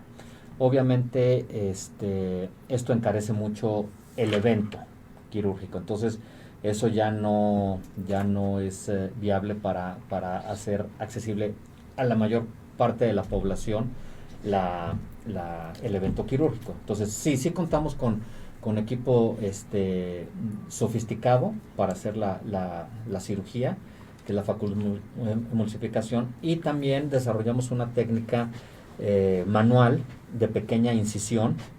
Cuando las cataratas son muy duras, posiblemente tiene algunas ventajas hacer esta técnica, donde no se utiliza el ultrasonido, la facoemulsificación, se hace de manera manual. De repente es como la cirugía de vesícula o de apéndice con la laparoscopía, Ajá. que luego ya los doctores nuevos no saben hacerla abierta, ¿no? Entonces Sí, sucede ya. también un poquito en la oftalmología, que hacer una cirugía con incisión, una técnica manual, hay No, y aquí compañeros que ya no la tenemos hacen. El Da Vinci. El Da Vinci, sí, que es el siguiente paso. Ujú. Entonces, hacemos esta técnica manual, lo cual tiene una ventaja técnica para el paciente, cataratas muy duras, y dos, hace que podamos ofrecer una cirugía de catarata a muy bajo costo. Obviamente el uso de la tecnología, vayamos al otro extremo, el uso del Da Vinci, pues no puede ofrecer una cirugía barata. Y además, me imagino que el paciente son cirugías ambulatorias, ¿no? Claro, sí, yo diría que el 95% de las cirugías oftalmológicas en el mundo son ambulatorias. Quisiera preguntar, no sé qué tan prudente sea, pero por ejemplo una cirugía para un paciente con miopía, ¿qué promedio de costo tiene, no? La cirugía de miopía entra el rubro de la cirugía refractiva.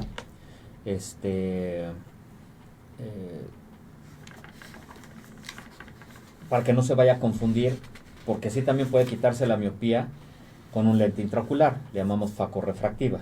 Entonces, posiblemente preguntas de la cirugía LASIK, de láser, para miopía. Porque hay una que también se llama Excimer. Excimer láser. Ajá, ok. Excimer es Excited Dimmer, o sea, láser con láser Excimer, Excited Dimmer, o sea, es en particular el tipo de láser que se utiliza para cirugía refractiva, que es posiblemente el evento más popular en el mundo. Pues está en un costo Como pros 12. 12,000 pesos aproximadamente. Okay. Esta parte, ciertamente. Claro, estamos hablando una cirugía refractiva cae un poquito, sí en la parte funcional totalmente, quitar la dependencia de los lentes es importante, pero no es una cirugía que salve ojos. Dígase de la catarata, por el glaucoma, por la retinopatía diabética. No quisiera decir que es estética, digo, a veces cae en lo estético, sí puede caer en lo funcional, ciertamente, pero... No, pero hay miopías muy importantes que con la cirugía les va muy bien, ¿no?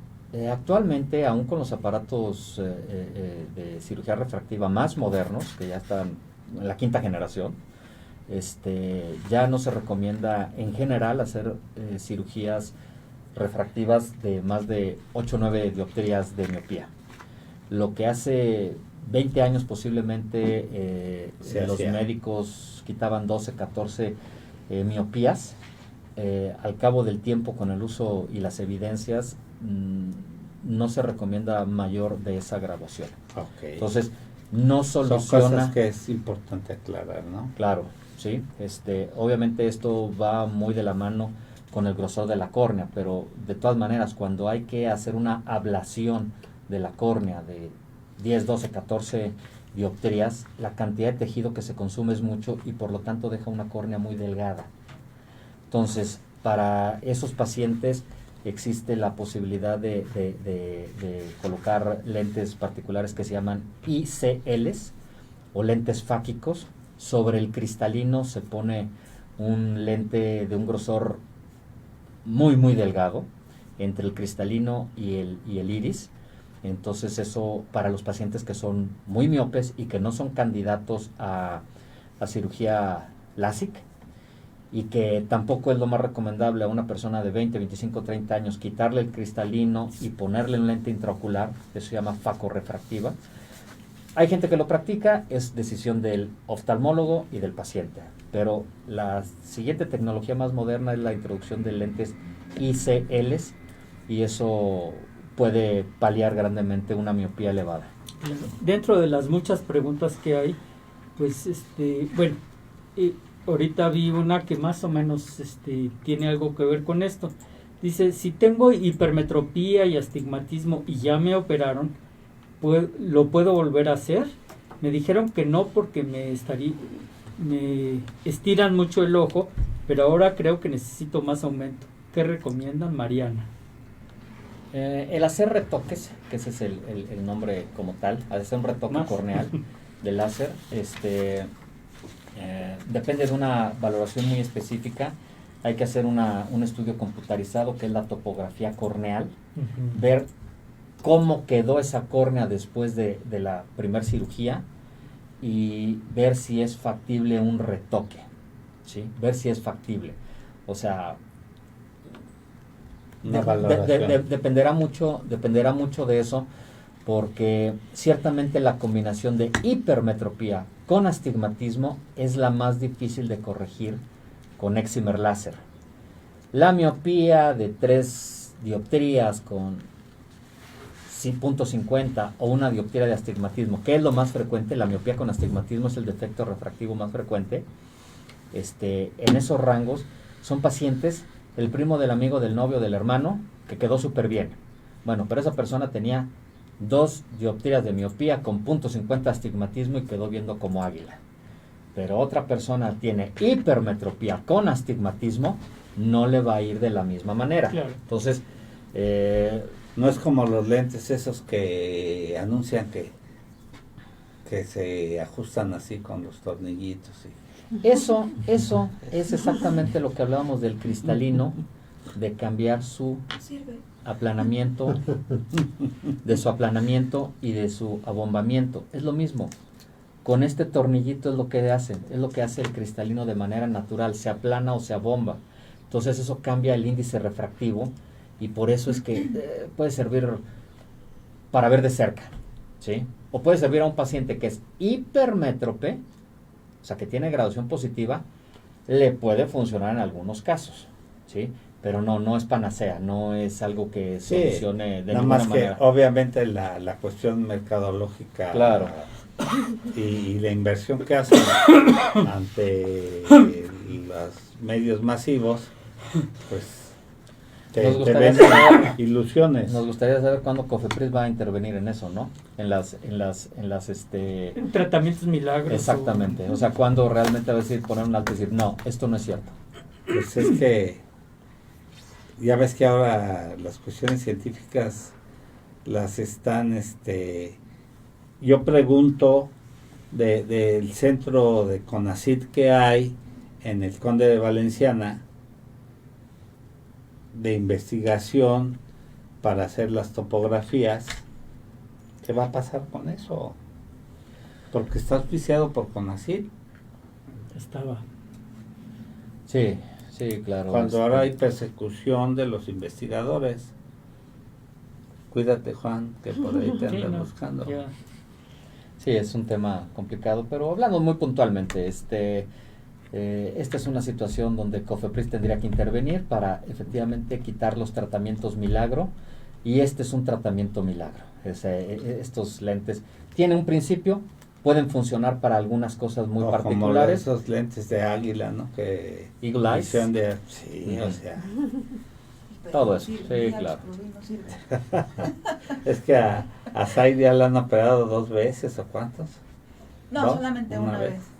Pero esos que mencionan no sirven porque solamente tiene un aumento como de 2.5 y y aparte borroso. Entonces en una persona que tiene estigmatismo o hipermetropía, Exacto. pues obviamente no les va a funcionar. Un grado para ser pastor. No, al o otro sea, le dan el un astigmatismo es lo que no corrige. O sea, por eso ves borroso. O sea, te puede corregir algo de la hipermetropía porque son lentes positivos, pero no te corrige el astigmatismo. Por eso no te da la visión que te dan tus anteojos. Tus anteojos tienen corrección del astigmatismo, que esa es la otra situación. Se puede estandarizar, que son los lentes que venden en cientos tiendas de conveniencia, y no está mal para ver de cerca. La graduación para ver de cerca en ambos ojos es igual. Más 0.05 más 3.0 dioptrías. Son estándar para ambos ojos. Pero para ver de lejos es particular. Lleva el componente de la esfera, el cilindro y el eje. Por eso es que no Por funcionan. supuesto. Es que se los compró afuera del metro usted. que los polarizan así con un baño de no sé qué cosa. No, bueno, es que no hay nada mejor que acudir con una persona pues que tiene estudios, o sea, no en vano llevamos cuántos años de estudio en la Facultad de Medicina y después internado, servicio social y la Residencia, especialidad, la alta residencia especialidad. y la alta especialidad. Y con un comercial de televisión quieren borrar todo esto, pues por supuesto que no, se y puede. al doctor que el Tribunal Superior se le acaba de dar el grado de perito en la materia, ¿no? Claro. Y que le pidieron, creo que hasta el acta de defunción de su abuelita, ¿no? Sí, no, sí. Sí, claro, sí, así es. Pero ahorita tenemos miedo porque no nos lo vayan a agarrar porque es todo una eminencia en la materia. Y a los científicos ahorita hay que tener miedo con Sí. No hay que con la aspirar, persecución no hay que aspirar a más de, cosas. de los científicos. Es que eso es aspirar a grandes cosas. Entonces tenemos que ser mediocres. Pero Sí, bueno, sí. esa es harina de otro costal. No sé si les parezca que un poquito con las preguntas continuamos. Tenemos muchísimas. Sí. Dice, doctores, además de la diabetes, Pero ¿qué enfermedades? déjame decirle, perdón, que esto van a tener que venir otra vez. No, Con pues mucho gusto. Con porque gusto. se queda mucho en el Porque- tintero y además estuvo fabulosa Esto- fabulosa. Digo, todavía Da de para catarata, hay que platicar ahorita un poquito si nos da tiempo, y de glaucoma otro tanto, una enfermedad Bueno. totalmente No. silente, y Sí. si tenemos oportunidad algo en lo que... Y en lo sientes que no tengo mucha avisa y de experiencia, repente, ¡pac! es la retinopatía del prematuro. No, y O sea, es además algo se ve muy que, importante. y los domingos vendes globos, me imagino en la Alameda, ¿no? A ver, dice que además de la diabetes, Además de la diabetes, ¿qué enfermedades afectan la visión? Gracias, Alejandra. Hipertensión. Es. Así rápido, pues hipertensión. Obviamente aumento de triglicéridos, colesterol, pero lo siguiente que afecta es la hipertensión. Doctores, ¿cómo identificar un glaucoma y hay manera de prevenirlo? Gracias, Mine. No hay manera de prevenir el glaucoma, así como, bueno, todavía la diabetes con un control de peso y de alimento puede prevenirse, el glaucoma no. No hay algo que se pueda hacer, es algo que en general, a menos que sea un glaucoma postraumático, Claro. es otro rubro, no hay manera de prevenirlo, viene genéticamente determinado. Lo único, o donde una de las causas principales del glaucoma es el antecedente familiar en línea directa, padre, madre, hermanos, para hacer un escrutinio, para hacer un tamizaje intencionado de glaucoma. No hay manera de prevenirlo, pero sí de diagnosticarlo a tiempo y, como ya platicábamos, tratarlo a tiempo. Muy bien. Doctor, yo no tengo diabetes, pero desde pequeña padezco miopía con astigmatismo. ¿Es posible dejar de usar lentes con operación? ¿Y qué se requiere para ser candidato o qué se debe de hacer? Gracias, Cristina. Lo primero que preguntaría es la edad. Así, rápidamente, es lo primero que preguntaría es la edad. Cristina, mándanos tu edad, por favor, aquí por la red. Y bueno, Maru Ramírez dice que sí, que te invitemos nuevamente. Gracias. Y dónde se encuentra, pues es el subdirector de Sala 1 Si y gusta está ver los ahí teléfonos. ya están poniendo ahí su teléfono cuando perfecto. cuando habla él. Están ahí en Hamburgo, 115. frente, ¿ciento qué? 115, 115. 115, frente a la Plaza La Rosa. La Rosa. La Plaza La Rosa. Rosa. Sí. Y Ahí frente al están en VIPS, ¿no? Sí. O en sala1.mx o también nos encuentra. En DR Gabriel Ochoa Maínez, también ahí en Facebook, DR En Gabriel Hamburgo, Ochoa donde Maínez. está donde se hacen las visas para Estados Unidos. Ese es 2 cuadras adelante. Exacto. 2 Como cuadras atrás. atrás. Posiblemente mucha gente recuerda ahí durante mucho tiempo, hubo una escuela de idiomas. Durante muchísimos años en ese lo que Que estaba auspiciada por la embajada, sí. de los Estados Sí, Unidos. así es, una escuela de Y idiomas ahí. está el INAE, ¿no? Al lado. Exacto. Al lado. Lina, Ujú. la- El INAE. O también nos pueden encontrar en sala1.com.mx, las 19 clínicas. Estamos en Chalco, Tlalpan, varias clínicas. ¿No? Estamos Ecatepec, en Mesa. Pero tú haces base ahí Satélite, en Hamburgo, Naucalpan. Es Sí, el así es. centro quirúrgico. Es el centro quirúrgico Y hay el clínicas a corporativo. nivel periferia, ¿no? Muy bien, seguimos con las preguntas. ¿A partir de qué edad recomiendan que un niño use lentes? A mi hijo le dijeron que tenía miopía, pero creo que está muy pequeño para usar lentes. Tiene 5 años. Gracias, Sandra. Cuando por algún motivo intencionado revisamos a un niño en el cunero, desde que nace. Desde que nace se pueden poner lentes de contactos. Así de drástica puede ser la respuesta. Claro. Entonces, Sí, sí, sí. cuando hay alguna situación por la que el ser humano tiene que utilizar una corrección, desde que nace se puede. Entonces, lo siguiente es lo habitual. En mi experiencia, en mi práctica, en mi criterio, si un preescolar, digo, porque a veces los niños desde 4 años, que están kinder, ya nos dicen figuras, ya podemos ver con confianza, con veracidad, que el niño está viendo un avión, un pastel, un payaso, o que ya no ve otros, si su visión no es grandemente disminuida, o sea, no ve el 20/20, pero un 20/25, un 20/30, para su mundo es suficiente, Claro, hay que hacer la refracción que necesita.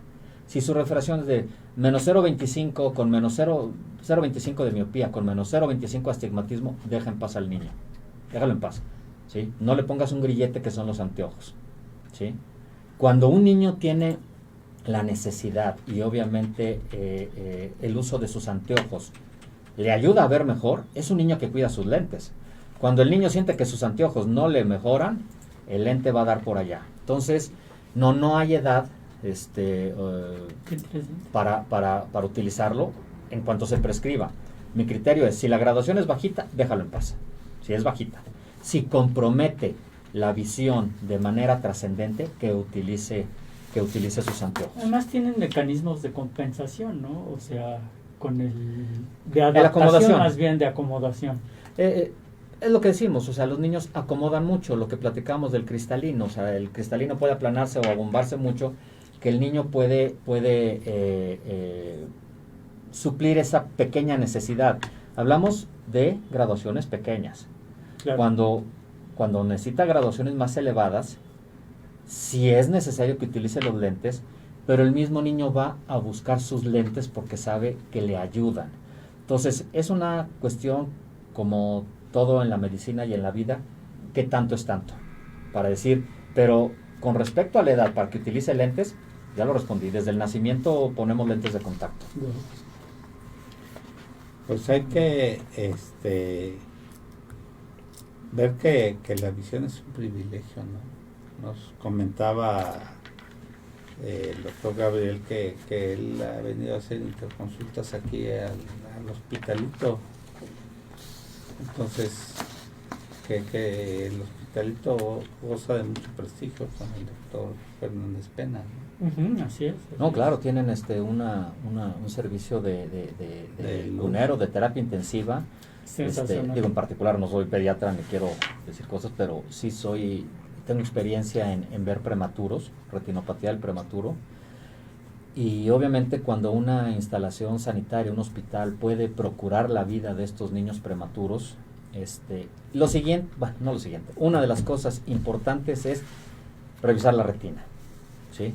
Ahorita ya no es infrecuente, bueno, ¿qué les puedo decir con todo respeto? Yo hice medicina del 90 al 96 y un prematuro nació de 35 semanas, y está sobreviviendo. Ahorita eso es pan de cada día. Sí. O sea, ahorita vemos y sobreviven prematuros el más pequeño que he tenido en mis manos, que he revisado, si no me recuerdo, es de 25 semanas. O sea, de 25 semanas que tuve que ver para tamizar retinopatía del prematuro. ¿Sí? Pero ya no es infrecuente que veamos bebés de 28 semanas, que hay que revisar la retina. Y ya tampoco es común. Tenemos al doctor Salgado, que es uno de los mejores neonatólogos del país. Excelente. Que es un colaborador frecuente del programa, ¿no? Claro. Eugenio Salgado. Y tampoco ya se ven tan frecuentes las displasias retrodentales que tenían estos prematuros, ¿no? Con el tratamiento tan enérgico que se les daba con oxígeno en esas incubadoras. Desgraciadamente, desgraciada y afortunada. Sí. Por una parte es un gran aplauso a los pediatras y neonatólogos, que ya no tiene que ser un hospital tan grande, tan sofisticado, para que estos bebés sobrevivan. Porque el reto es que sobrevivan. Claro. Entonces ya no es tan infrecuente. El siguiente reto, hablando de mi área, de los ojos, es que el pediatra le pida al oftalmólogo, retinólogo, a quien sepa ver retinas de los niños, que lo vea a las 4 semanas de nacimiento para hacer tamizaje de retinopatía del prematuro. Ese es el gran reto. Porque por una parte tenemos más lugares donde sobreviven, donde los medicamentos y las terapias ya no son tan infrecuentes o tan exclusivas. Pero el siguiente punto es que pidan Interconsulta ayuda para ver los ojos. Entonces, desgraciadamente, no tengo el número absoluto ahorita de cuántos pacientes invidentes hubiera en otro momento, porque no sobrevivían. O sea, el niño no nace con la retina desprendida. Al niño se le desprende por el uso de oxígeno. El uso de oxígeno tiene que hacerse porque si no, no sobrevive. Claro. Entonces, una causa-efecto. Entonces, a final de cuentas, lo importante es hacer el diagnóstico oportuno, el tamizaje y el tratamiento. Y aquí hablamos hace rato de los antiangiogénicos, que ha cambiado totalmente la manera de tratar y el pronóstico. O sea, de repente con una inyección de antiangiogénico le salvamos la visión a un prematuro. Lo siguiente es el uso del láser. Está bien, podemos utilizarlo, es bueno. Y lo que queremos evitar, obviamente, es una cirugía intraocular de un prematuro de 50 semanas de edad corregida. O sea, ese es el momento cuando ya se desprendió la retina, Wow. cuando no hubo diagnóstico oportuno y tratamiento. Entonces, 50, 60 semanas, y la verdad es que es una cirugía mutilante, no es el pronóstico ni la visualización del adulto. Entonces, sí es un tema por demás importante, precisamente por esto, porque cada vez tenemos más niños que sobreviven la prematurez. Así es. Dice, ¿la presbicia solo la padecen los adultos mayores? ¿O por qué se puede tener esta enfermedad? Es que me comentó mi oftalmólogo que lo tenía, pero estuve checando en internet y no sé por qué lo tengo. Tengo 38 años, gracias, Cecilia. Es que el doctor internet también es muy peligroso, ¿no? Oh, Sí. sí, sí, hay que Doctor ser. Google. El doctor Google también. Hay que ser muy prudente lo que uno lee en internet. Obviamente nosotros sabemos que la información validada muchas veces no se obtiene, el acceso no es fácil, hay que pagar o estar inscrito a revistas especializadas. Exacto. Nos da una idea de algunas cosas, pero respondiendo a la pregunta, no, definitivamente a los 38 años no hay como tal presbicie, ni tampoco es exclusiva del adulto mayor, hablando que el adulto mayor es arriba de 65. ¿Sí? Sí.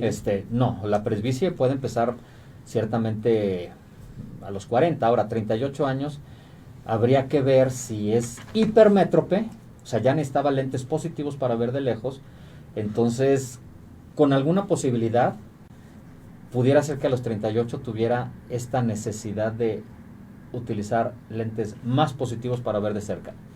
Sí pudiera ser. ¿La importancia de los lentes afecta en el tratamiento para mejorar la vista? Pregunta Martín. Con lentes, sin lentes y a pesar de los lentes, el estado del ojo va a tener sus cambios Claro. normales. O sea, el lente no previene. Lo único que hacen los anteojos es enfocar la luz en la retina. Entonces, me pongo mis lentes, veo bien, me los quito, no veo tan bien. Dependiendo el defecto refractivo, más necesitaré mis lentes todo el tiempo. Mejora. Pero eso ni me empeora ni me mejora mi estado ocular. Mejora la visión. Claro. Tenemos algunas preguntas que ver si nos da tiempo. ¿Hay alguna restricción si me quiero operar una catarata? Y si sí, ¿qué requisitos debo de tener para ser candidato? Gracias, Raúl. Bueno, para ser candidato es corroborar que la presencia de la opacificación del cristalino, que la catarata sea la causa de la visión borrosa, de la disminución de la agudeza visual. Eso es corroborarlo.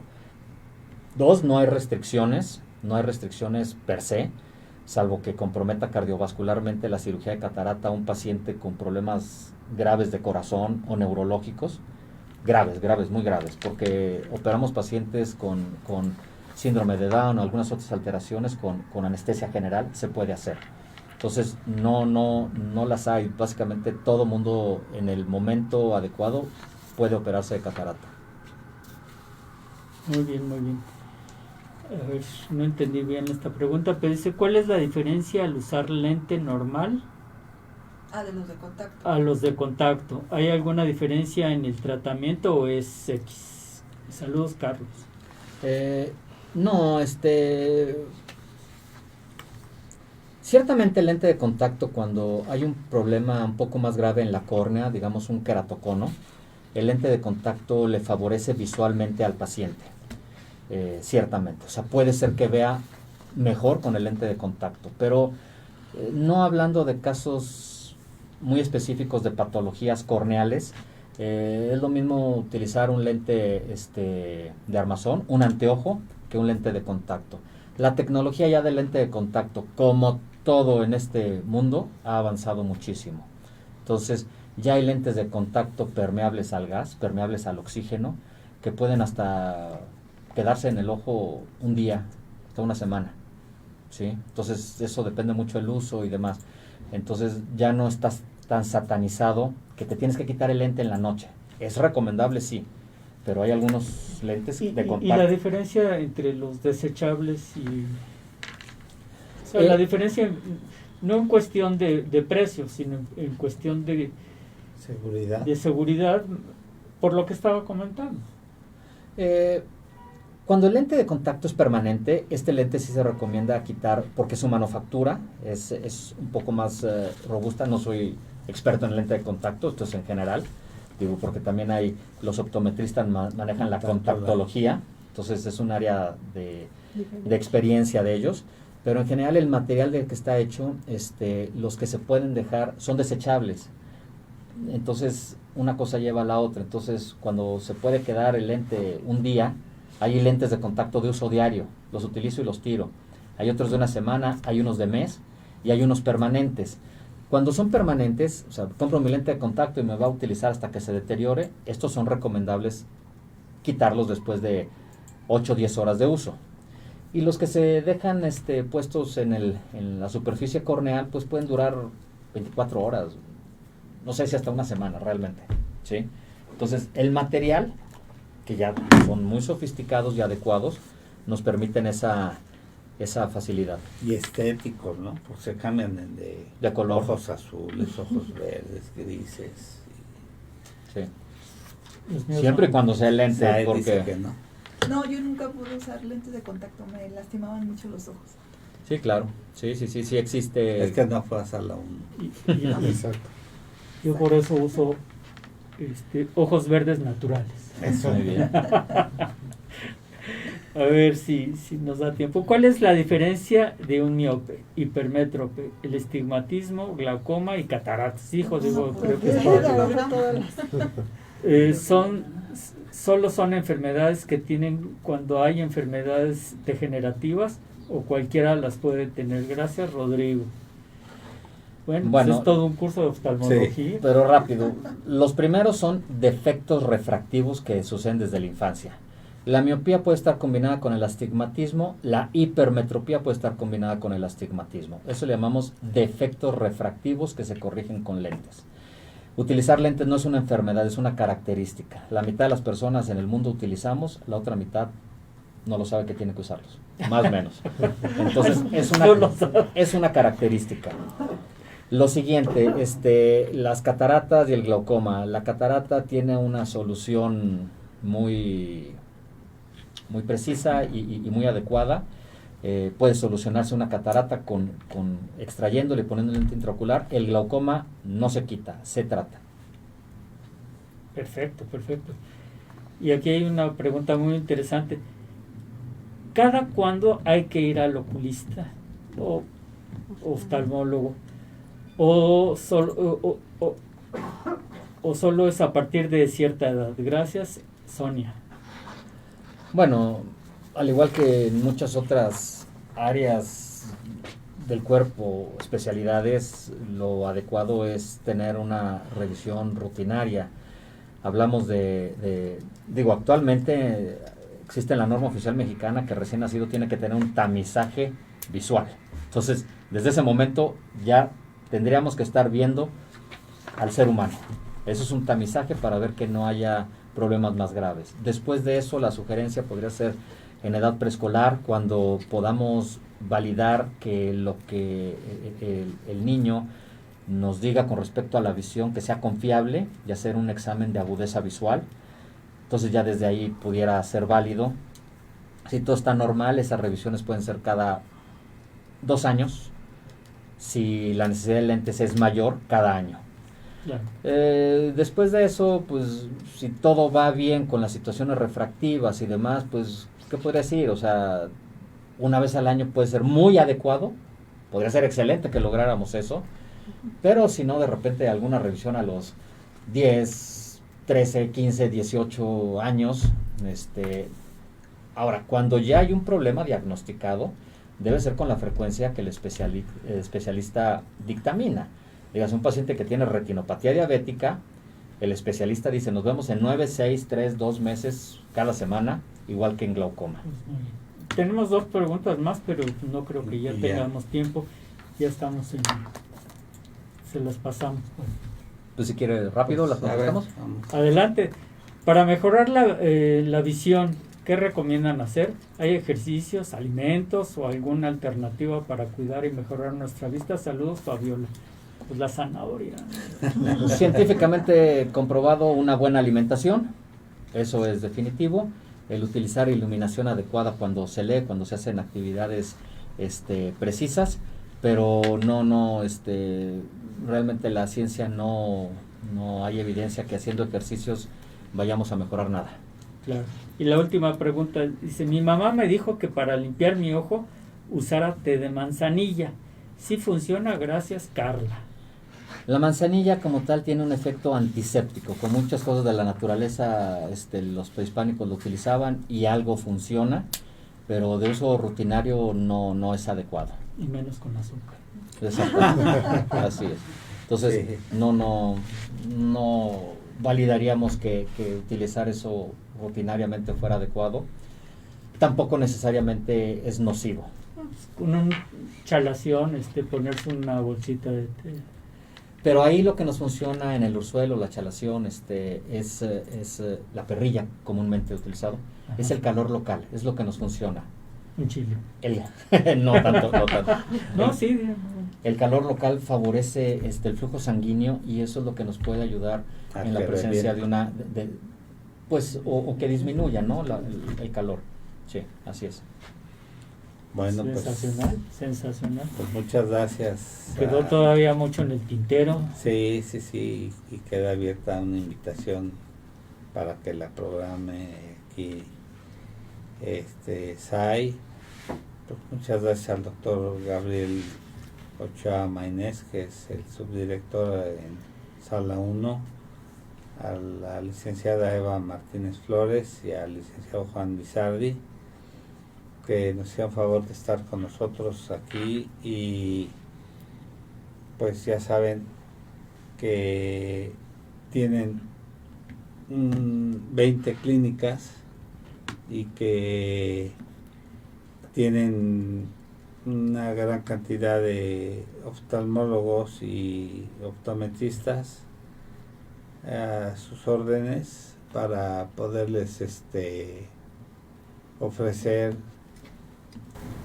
todo tipo de servicios, desde ópticas, farmacias, servicios de diagnóstico a muy bajos costos, cirugías y a muy a costos accesibles.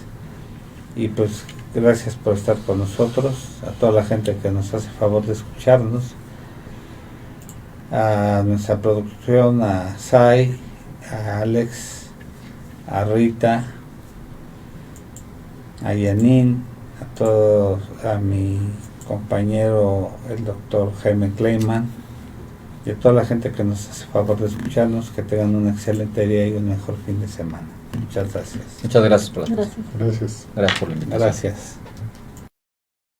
¿Quieres ser parte de Salud para Todos Radio? Contáctanos. Tenemos los mejores paquetes para ti. ¿Algún evento, congreso, seminario, producto o servicio que quieras difundir? Dinos y te asesoramos.